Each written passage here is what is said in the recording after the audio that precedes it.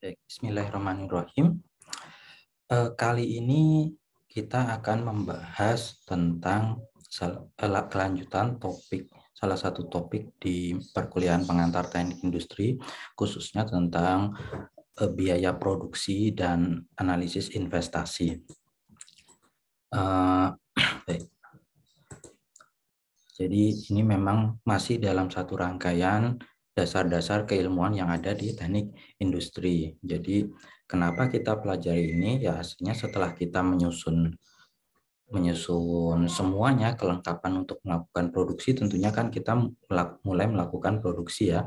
Mulai melakukan produksi itu tentunya ada resource yang dipakai, sumber daya yang dipakai. Nah, sumber daya ini pasti butuh biaya untuk mendapatkannya.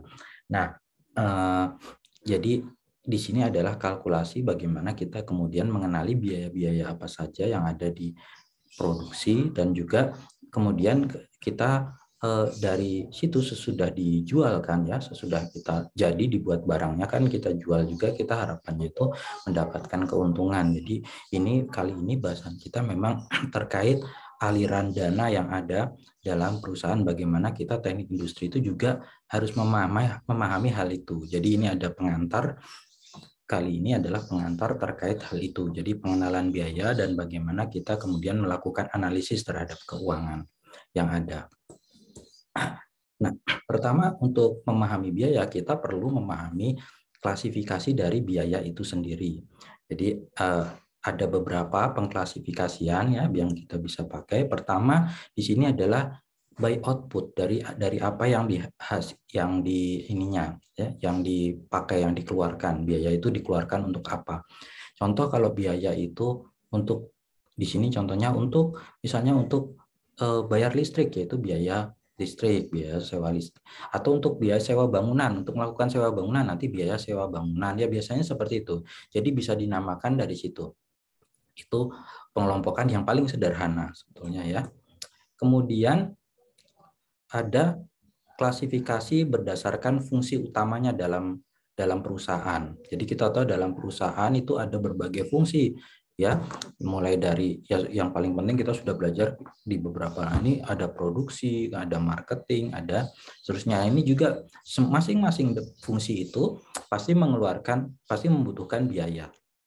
Yang namanya jadi ada production cost, biaya produksi ya, semua biaya yang terkait dengan produksi. Jadi mengubah raw material ke produk, menjadi suatu produk. Nah, kemudian ini terdiri dari raw material cost, biasanya direct raw material cost, direct labor cost, dan overhead factory cost. Marketing fee itu ini di bagian marketing ya, fungsi marketing. Jadi biaya-biaya yang dikeluarkan untuk melakukan aktivitas marketing supaya bisa terjual barangnya nantinya. Nah, kemudian ada administration and general fee, ini ya biaya-biaya umum. Ya, ini biasanya untuk back office, untuk support, dan seterusnya. HRD, R&D, dan seterusnya. Ini di sini. Nah, kemudian ada by term of benefit, jadi lama waktu pemanfaatannya. Jadi di sini ada dua pembagiannya, capital expenditure sama income expenditure atau revenue expenditure ya. Jadi capital expenditure ini, capital expenditure itu biaya yang dikeluarkan sekali di awal. Sekali di awal besar, tapi pemanfaatannya itu biasanya seterusnya. Jadi dipakai saat itu dan seterusnya terus. Jadi misalnya capital expenditure itu contohnya kalau membeli mesin, gedung, tanah, bangunan gitu ya. Terus mesin itu kan belinya besar di awal, tapi dipakai terus-menerus. Nah, kalau revenue expenditure itu dia untuk per periode, biasanya per periode begitu saja. Ya. Nah, kemudian klasifikasi berdasar bagaimana ini bisa diatributkan. Jadi bagaimana ini bisa ya how can it be attribute, bagaimana dia dipasangkan kepada yang dipakainya itu. Nah, ini ada dua, yaitu direct cost atau biaya langsung sama indirect cost atau biaya tidak langsung. Kenapa dibilang biaya langsung? Karena biaya ini bisa langsung dikenali proses produk atau projectnya. Jadi biasanya seperti itu. Nah, ini yang termasuk dari direct cost ini bahan baku langsung sama biaya tenaga kerja langsung. Jadi karena apa? Karena ya bisa langsung dipakai. Oh, berapa jam yang dipakai biayanya itu langsung bisa diatributkan ke produk-produk yang dihasilkan. Begitu juga materialnya, berapa yang dihabiskan, biaya material yang dihabiskan untuk menghasilkan satu produk. Nah, itu bisa kita kenali. Yang kedua adalah yang tidak bisa dikenali. Ini contohnya apa? Ini contohnya biaya untuk yang memang dia apa ya? Contohnya kayak pelumas mesin. Pelumas mesin itu kan dipakainya untuk banyak produk. Jadi kalau dihitung, nggak bisa dihitung, oh setiap produk menghasilkan berapa tetes pelumas gitu kan, susah menghasilnya karena pelumas itu nggak habis di produk itu kan, dia dipakai terus, nanti ketika saatnya sudah kotor harus diganti. Jadi seperti itu. Jadi dia tidak bisa ditentukan. Nah, ini indirect. Nah, atau nama lainnya adalah overhead cost. Jadi biaya-biaya. Nah, kalau indirect tadi artinya tidak bisa langsung diatributkan kepada produk yang dibuat atau proses yang dibuat, proses yang berjalan atau service yang diberikan.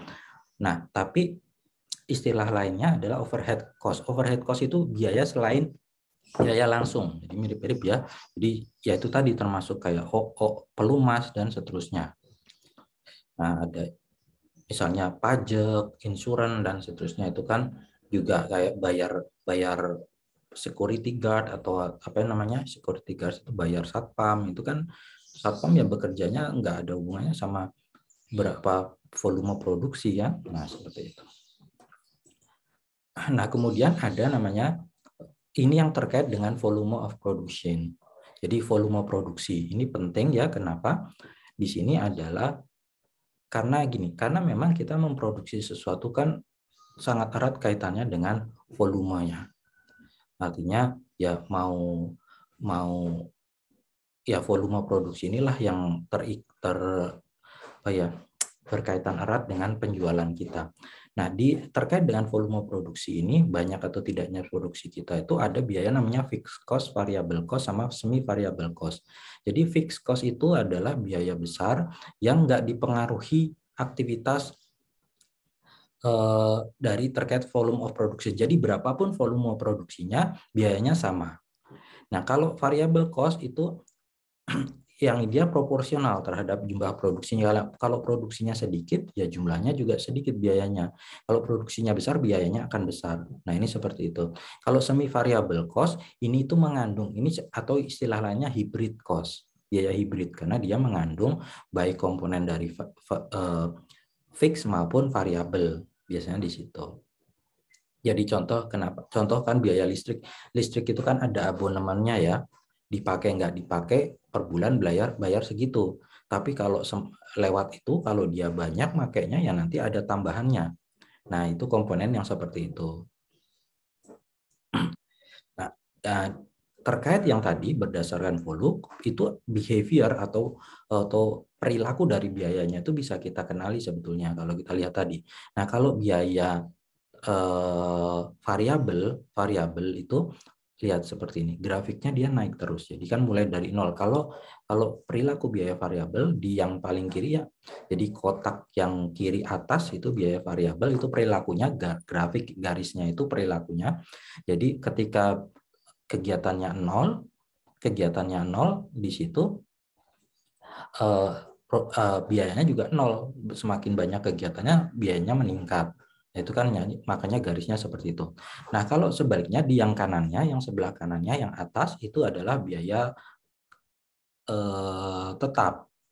Biaya tetap karena apa? Berapapun jumlah kegiatannya, ke kanan dia biayanya statis tetap. Nah, itu seperti itu. Tapi ada jumlah biaya tertentu. Dari sejak nol pun, produksi nol pun udah ada biayanya. Nah, ini itu kan tadi biaya kalau pakai biaya total. Jadi kalau produksi keseluruhan total. Tapi kalau kemudian kita bagi per unit, jadi per unit yang dihasilkan ya, itu perilakunya justru berkebalikan. Kalau tadi untuk seluruh produksi, kalau ini untuk satu produksi per unit itu ternyata berkebalikan ya, tentu saja. Karena apa? Karena kalau kita bagi kan berarti jumlah total biaya dibagi berapa unit yang dihasilkan, volumenya nanti justru perilakunya kebalikan. Kayak di situ bisa lihat yang di kiri bawah itu justru untuk biaya variabel itu untuk biaya per unitnya itu pasti akan sama.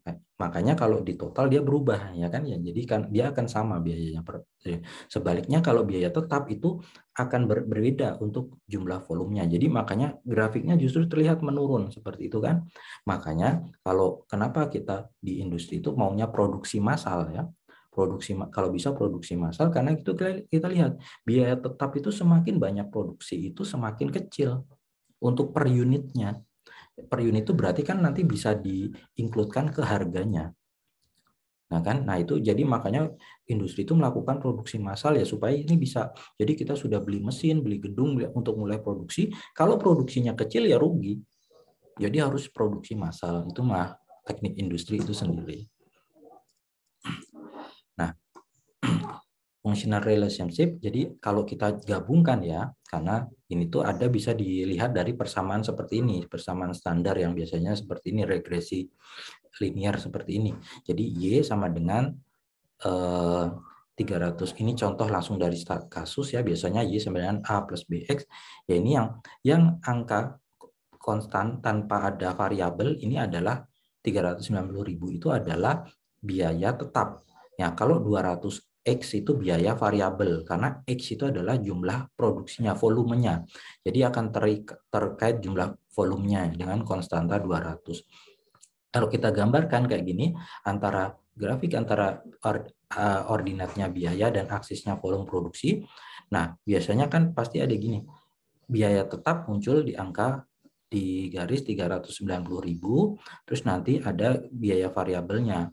Ya kan, biaya variabel itu kan bisa mulai kalau mulai dari nol yang garisnya biru, tapi kan ini kita lihat dia tidak mulai dari situ kan karena kombinasi dia mulai dari juga sama. Nah, itu biaya total. Jadi biaya totalnya itu adalah biaya tetap ditambah biaya variabel. Jadinya yang kuning itu biaya totalnya, yaitu yang menjawab ini adalah grafik yang sesuai dengan persamaan Y sama dengan 390.000 plus 200X itu yang grafik biaya total seperti itu kita lihat. Ya, sebenarnya kita bisa langsung kenali juga kan di situ. Berarti kalau X-nya 0 kan berarti tinggal 390.000, berarti mulainya dari 390.000 kalau X-nya 0, berarti baru naik. Nah, ini adalah komponen of cost di manufaktur jadinya. Setelah kita lihat secara keseluruhan seperti ini sebetulnya. Jadi kita mulai dengan direct raw material dan direct labor cost ya tadi. Itu adalah base cost. Jadi ongkos yang utama, yang basic itu tuh ini sebenarnya. Karena ini. Nanti ditambah yang indirect, baik material, labor atau apapun lainnya itu yang overhead namanya tadi ya. Nah, jadi base cost sama overhead ini biasanya ya ini yang selalu dipakai dihitung-hitung. Jadi ada direct raw material, direct labor cost, sama overhead itu nanti yang menyusun harga pokok produksi atau cost of good manufacture. Ya, asumsinya nggak ada inventory ya. Ini cost of good manufacture. Nah, kalau kemudian ditambahkan biaya lain, administrasi and distribution itu namanya commercial cost, itu nanti menjadi namanya COGS, cost of goods sold. Nah, ini jadi biaya untuk barang itu kalau mau dijual. Nah, harga pokok penjualan.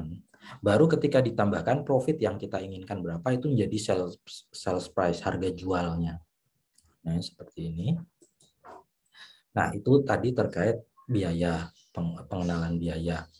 Nah, kemudian sekarang kita berlanjut kepada setelah kita kan mau masuk bisnis membuat ini itu kan ujungnya profit ya. Kalau kita lihat di sini tadi adalah profit, di bawah itu kan yang ingin kita kejar adalah profit. Jadi kita melakukan sesuatu bisnis itu pasti berharap ini untung, menghasilkan profit.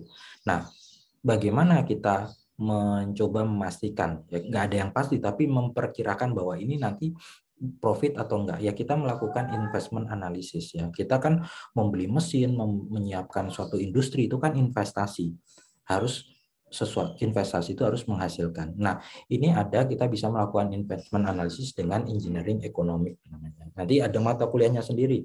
Jadi di teknik industri itu bahasa Indonesianya ekonomi teknik. Jadi engineering economic adalah studi Jadi engineering ekonomik adalah studi melakukan analisis ekonomi untuk pekerjaan-pekerjaan engineering teknik ya, dengan kriteria ekonomi efisiensi. Jadi supaya dia efisien secara ekonomis. Jadi jangan sampai supaya biaya itu membengkak terus, misalnya kayak gitu. Nah, atau harus kita pastikan dia ekonomis, artinya apa yang kita kerjakan itu nanti menguntungkan. Jadi kalau mengambil keputusan di situ tuh memang betul-betul yang ekonomis. Jadi tujuannya adalah menyediakan dasar-dasar pemikiran untuk melakukan pemilihan kebijakan atau decision making dalam investasi. Nah, dua hal penting yang perlu kita perhatikan terkait investasi ini adalah ada namanya waktu dan risiko. Jadi investasi itu selalu memiliki dua hal ini. Jadi terkait waktu sama risiko.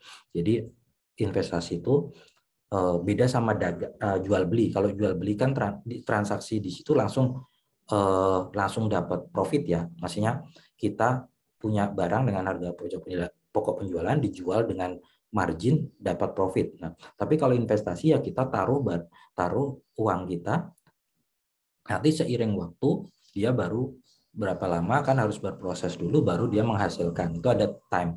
Dan ada risiko mana? Karena ada waktunya bergerak itu bisa apapun bisa terjadi. Jadi bisa aja kemungkinan berhasil dan bisa kemungkinan gagal karena harus menunggu tadi itu. Nah, itu risiko.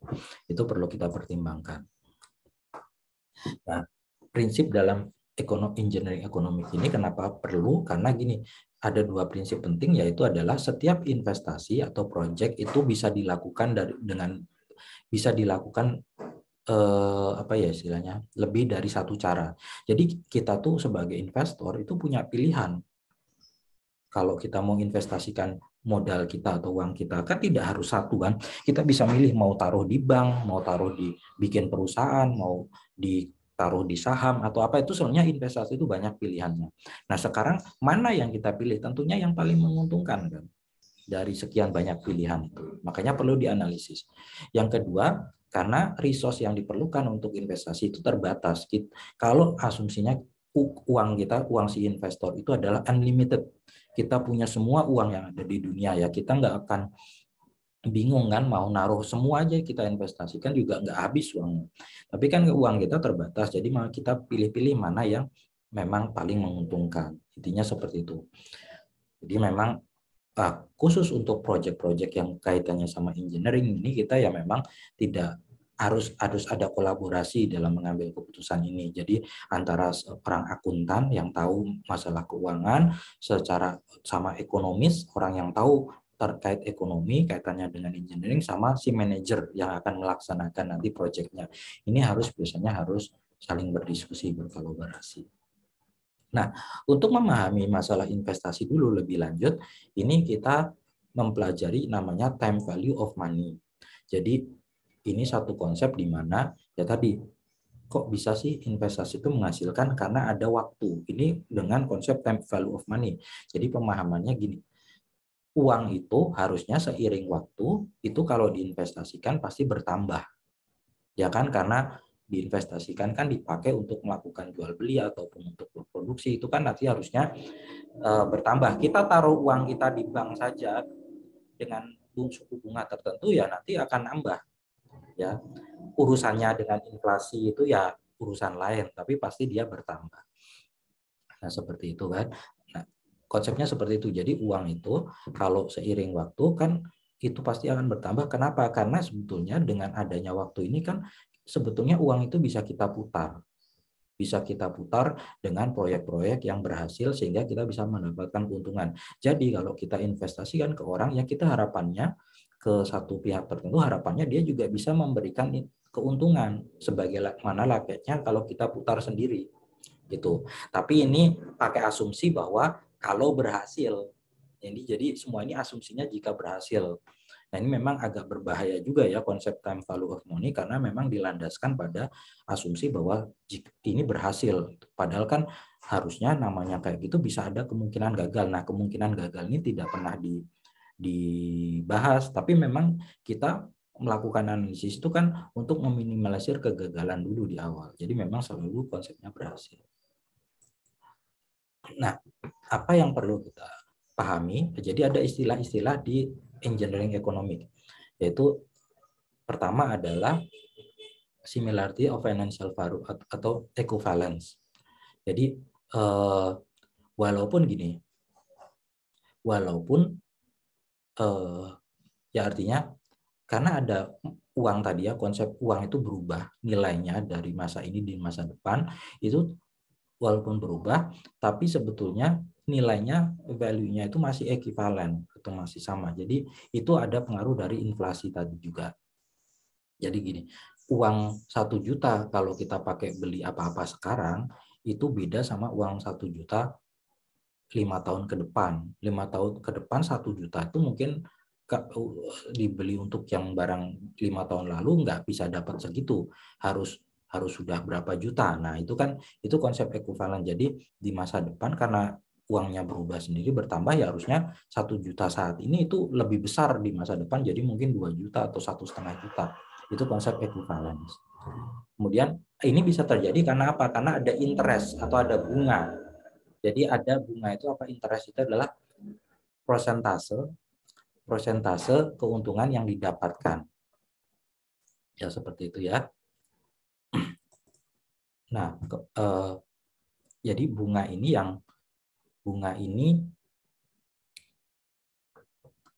ya, interest ini kalau di Indonesia dibilang bunga karena dia pakai landasan dasar ya, kalau uangnya kita taruh di bank itu kan nanti mendapatkan interest kan gitu. Nah tentunya di project-project investasi lainnya juga harus mendapatkan interest atau margin yang keuntungan yang bisa diberikan interest seperti itu. Interest ini ada interest rate tadi ya. Jadi interest rate itu persentasenya aja, rate-nya. Jadi dibandingkan dengan total modal yang diberikan. Jadi keuntungannya berapa dibagi total modal, yaitu ininya. Jadi misalnya biasanya hitungannya setahun. Misalnya kayak gini. Oh, uang 1 juta dalam setahun itu nanti bisa menghasilkan berapa? Misalnya dalam setahun dia menjadi 1,2 juta, berarti 20%, kan 200.000 dibagi 1 juta kan 20%, jadi interest rate-nya dalam setahun 20%. Ya, berarti sebulan berapa? Ya berarti 200.000 dibagi 12. Ya, dibagi 12 ya nanti berapa itu dibagi 1 juta nanti ya ini berarti sekitar 1, berapa per bulannya. Jadi biasanya ngomong interest rate itu umumnya per tahun. Nah, kemudian ada istilah lagi juga bagaimana membayar debt ya, hutang. Jadi artinya ketika kita minjam uang itu sama konsepnya. Kan kita ini dari sisi dari yang peminjam. Kalau tadi investor kan yang meminjamkan uang, dia berharap mendapatkan keuntungan. Nah, orang yang diberi pinjaman, si pelaku bisnis ini kan berarti dia meminjam, dia membayar hutang, dia berhutang kan. Dia harus bisa memberikan apa keuntungan yang diharapkan oleh si investor. Jadi berhutang seperti itu. Nah, ini keuntungan yang diberikan ini tuh bisa dihitung, ada beberapa cara untuk mengembalikannya ini atau membayarkan ini. Tapi untuk kita memahami cara-cara tersebut, kita perlu memahami dulu konsep interest atau bunga tadi lebih detail ya. Jadi interest itu ada yang namanya simple interest. Jadi dibayarkannya itu ya jadi simple, penghitungannya simple. Misalnya tadi ada 20%, ya sudah dari total gitu. Mau dia dia tidak, intinya dia tidak ada kaitannya sama time value of money, biasanya kayak gitu. Jadi kalau saya perjanjian awal 1 juta 20%, ya sudah nanti di akhir mau berapapun untuk persentase kelebihan yang di bunga yang diberikan ya nggak segitu. Tapi ada namanya compound interest atau bunga majemuk. Ini adalah jadi konsep di mana ya harusnya bunga itu artinya gini, selama dia masih menyimpan, kan dia harusnya dia bayarkan misalnya per tahun ya, dikasih interest atau bunga per tahun. Dipinjamnya 5 tahun. Harusnya di tahun pertama itu sudah dapat keuntungan kan? Nah, kalau dia tidak dibayarkan, ini artinya uang yang dipinjamkan tadi dari 1 juta sudah nambah harusnya. Nah, ini masih dipinjam untuk tahun kedua. Jadi yang dipinjam seharusnya sudah bukan 1 juta lagi, tapi sudah dengan keuntungannya tadi. Jadi 1 juta berapa? Nanti yang bunga yang didapatkan pun dari total hitung yang sudah ditambahkan ini tadi. Baru kemudian terus, makanya majemuk kompon. Jadi bunga berbunga. Itu konsep compound interest. Kalau yang tadi simple interest, ya tetap di tahun kedua, tahun ketiga akan dihitungnya berdasarkan modal tadi 1 juta di awal. Itu bedanya. Nah, ini jadi cara kemudian untuk membayarkan itu ada beberapa cara ya, ada 4 cara di sini. Mungkin jadi cara pertama, bunganya dibayarkan per tahun, tapi prinsipal kapital atau debt atau utang pokoknya itu dibayarkannya di akhir. Jadi bayar bunga saja dulu, baru nanti ini dibayar akhir pokoknya. Atau ini, at the end of each period, di akhir setiap period, selain bayar bunganya, sebagian dari utang pokoknya itu juga dibayarkan. Jadi dicicil utang pokoknya plus bunga. Yang ketiga, at the end of, jadi dalam setiap period, apa istilahnya, yang dibayarkan itu sama. Tapi di sini sudah menginclude juga, include dari pokok sama bunga, tapi totalnya akan sama sampai akhir. Jadi sudah dihitung di awal berapa nantinya totalnya yang harus dibayarkan, terus dibagi sama rata tiap periode. Atau ini, atau di akhir semuanya dibayarkan di ujung, di akhir di periode paling akhir sendiri. Gambarannya seperti ini ya. Kalau satu tadi misalnya utangnya itu adalah 10 juta, 4 tahun, bunganya, interest rate-nya 20%. Nah, ini akan seperti ini dibayarkannya. Jadi yang pertama, dia dibayarkan, ini interest, ini bunganya 20% kan di setiap periode, ini utangnya dengan biayanya, dengan apanya tadi, utang berdasarkan ditambahkan dari bunga yang harus dibayarkan. Nah, dia membayarkannya seperti ini konsepnya. Jadi utangnya saja dia bayarkan dulu. Nah, ini nanti masih ada utang terus baru dibayarkan total. Seperti itu. Nah, kalau yang konsep yang seperti ini, dia ini. Jadi dibaginya kan aneh. Ini pertama utang 10 juta, dengan bunga 2 juta kan utangnya harus dibayarkan 12 juta. Nah, dia bayar sebagian 4,5 juta. Berarti kan 4,5 juta ini dikurangi yang 2 juta, berarti dia sudah nyicil utang pokoknya 2,5 juta kan. Jadi utang pokoknya itu tinggal 7,5 juta. Nah, ini bunganya makin kecil. Oh, karena utang pokoknya cuma 7,5 juta, 20%-nya juga makin kecil.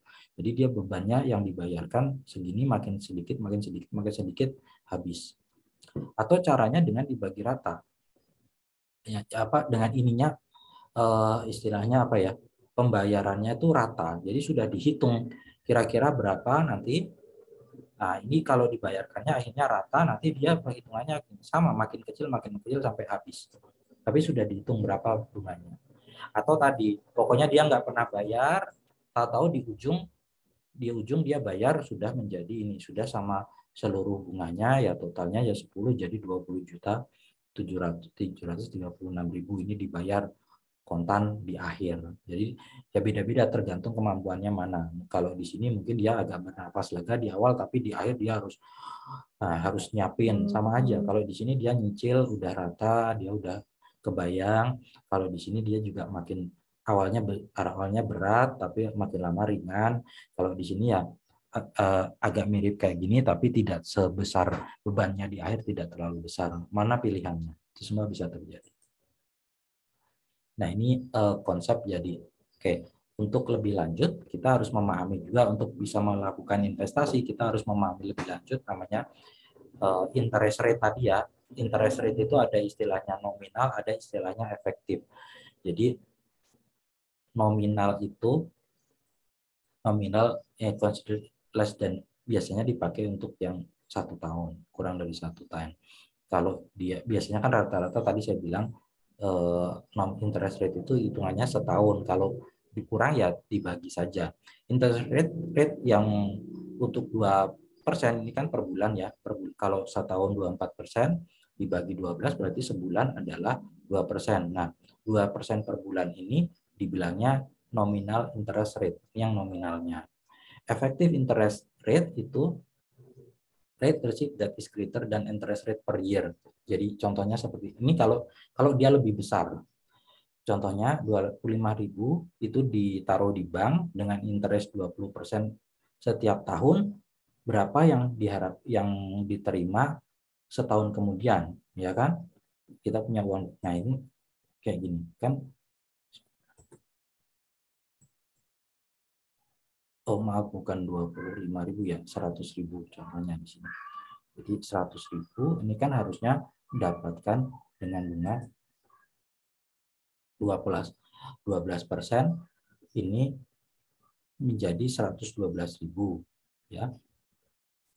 Nah, tapi kalau kemudian kita mau, ini kan kalau dibayarkan sekali, jadi dalam 1 tahun itu sekali. Kalau misalnya kita coba mau bayarkan 2 kali, pengennya dibayar 2 kali, kan hitungannya berarti, oh 2 kali itu kan per 6 bulan, jadi 12 bulan itu dibagi 2 kan, nanti yang 12% pun jadinya 6% per bulan. Ya kan secara nominal kan dia tetap sama, nominal 6% sama 6% per 6 bulan sama 12% per 1 tahun kan sama secara nominal. Tapi kalau coba kita hitung-hitungkan seperti ini, jadi hitungannya beda. Ini 0,06 separuhnya ini, tapi untuk 2 kali. 2 kali pembayaran ternyata total angkanya beda. Ya, nah ini effective interest rate. Itu yang ini, hasilnya jadi berapa? Kan berbeda. Jadi kalau nominalnya persen ini sama saja, tapi begitu dicoba kita hitung betulan, angkanya berbeda. Ini efektifnya. Itu konsep dari efektif sama perbedaan efektif sama nominal interest rate.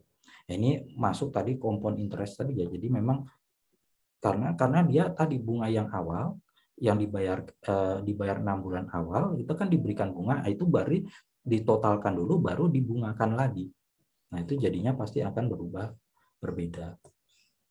Nah, ini bermacam formula. Kalau kita ngomongin kompon interest, jadinya ini ada formula. Ini ada beberapa hal yang penting. Jadi ada notasinya, I interest, ini bunga per periode, ada number, ini adalah jumlah periodenya. Nanti P, ada angka P. P ini adalah nilai di saat ini, di present, di waktu ini. F atau future worth adalah nilai uangnya di masa depan. Annual worth, nilai uangnya per tahun. Jadi mau misalnya periodenya totalnya 5 tahun, berarti per tahunnya berapa. Gradient ini adalah untuk kalau misalnya dia bergerak ya, mau menurun atau menaik gitu, gradient. Nah, ini kalau kita lihat digambarkan seperti ini dalam apa istilahnya, sebuah grafik.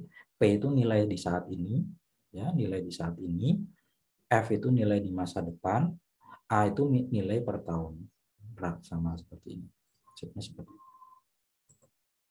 Nah, ini rumusannya macam-macam ya sebetulnya. Untuk kompon interest formula ini ada banyak. Ada ini bacanya seperti ini. Kita ingin tahu nilai future ketika diketahui nilai saat ini P, nah dengan persamaan ini seperti ini. Jadi kalau kita ingin mengetahui nilai P, nilai saat ini ketika diketahui nilai future.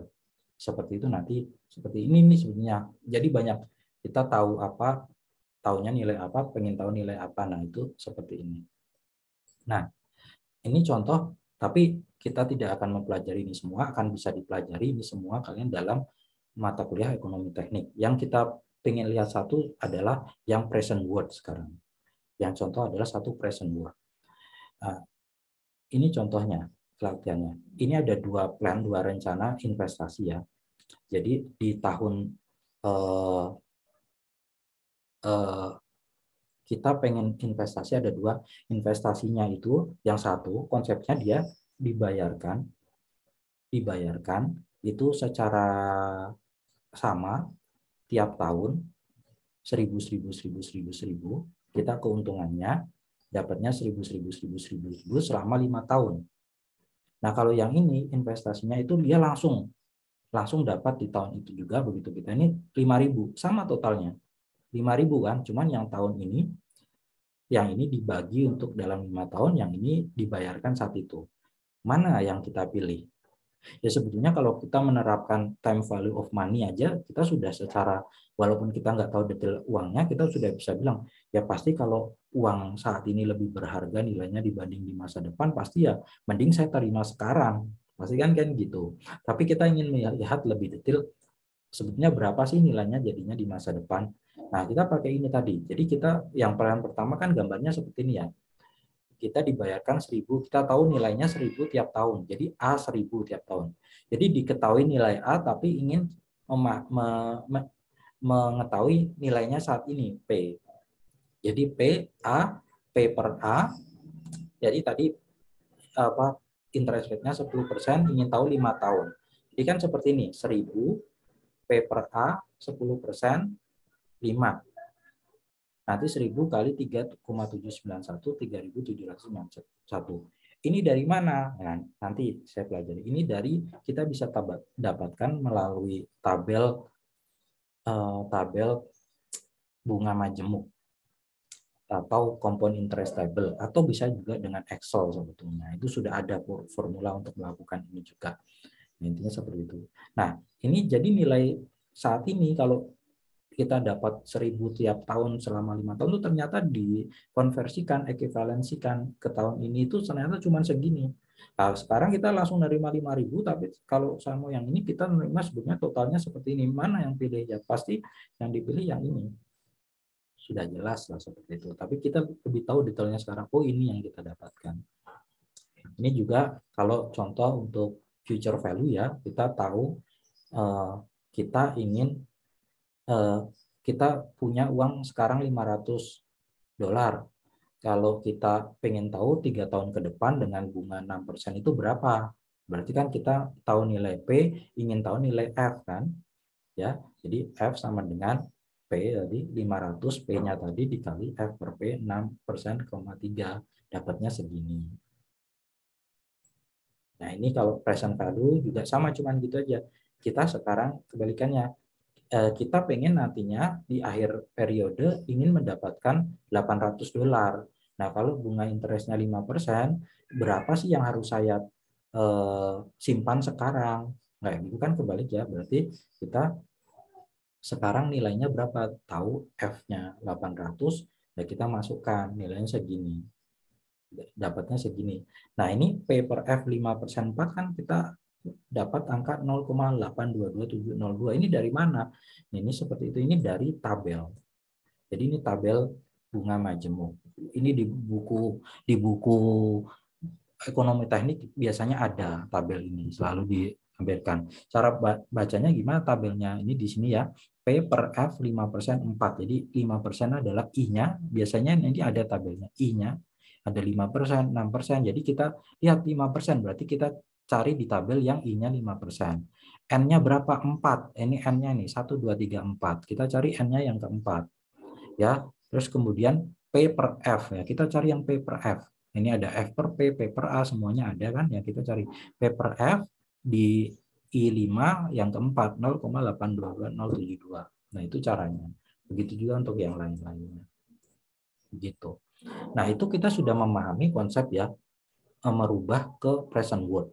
Ada namanya analisis investasi yang namanya net present value. Jadi sekarang bagaimana ketika bagaimana kita menganalisis itu dengan cara menarik semuanya, semua nilai uang-uang itu ke masa kini, terus nanti membandingkannya di saat ini.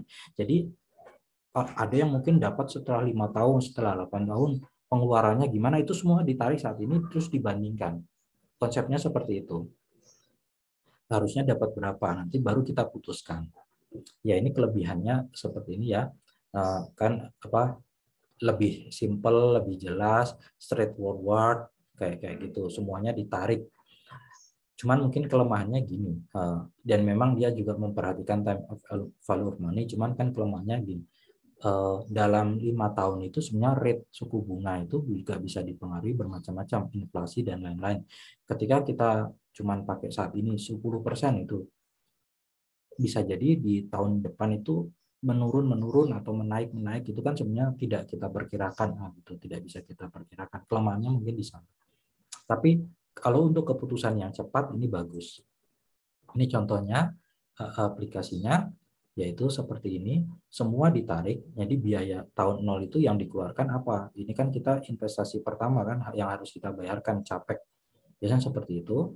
Nanti kita diharapkan setiap tahunnya itu dapat berapa? Setelah produksi dikurangi biaya-biaya macam, kan kita dapat untungnya. Jadi ini di tahun pertama kita mengeluarkan untuk investasi segini, di tahun-tahun seterusnya selama 5 tahun kita mendapatkan ini, totalnya segini. Nah, ini gimana caranya net present value analysis? Jadi seperti saya bilang, semua ditarik ke saat ini. Nah, ini kan masih sudah di saat ini, jadi tetap 500 ya. Kalau yang lainnya, ini tuh semua ditarik pakai persamaan tadi dengan suku bunga yang ditentukan, interest rate yang ditentukan 12%, semua ditarik. Jadi nilainya, ini nilai-nilai di masing-masing periode, itu ternyata kalau ditarik ke saat ini beda nilainya. Kalau kita pakai rumus tadi. Cuma ditarik, nah baru kita jumlahkan. Ini kan uang keluar, ini uang masuk. Ya ini kan kita selisihkan totalnya ternyata NPV sum-nya segini. Jadi nilainya 380. Ini keuntungan kita. Jadi uang 500 yang kita keluarkan itu dengan perkiraan akan dapat keuntungan selama 5 tahun itu, jadi kita sebetulnya untung 380. Itu NPV analisis. Ya mungkin segitu dulu untuk materi kali ini, semoga bermanfaat. Sekian, terima kasih. Assalamualaikum.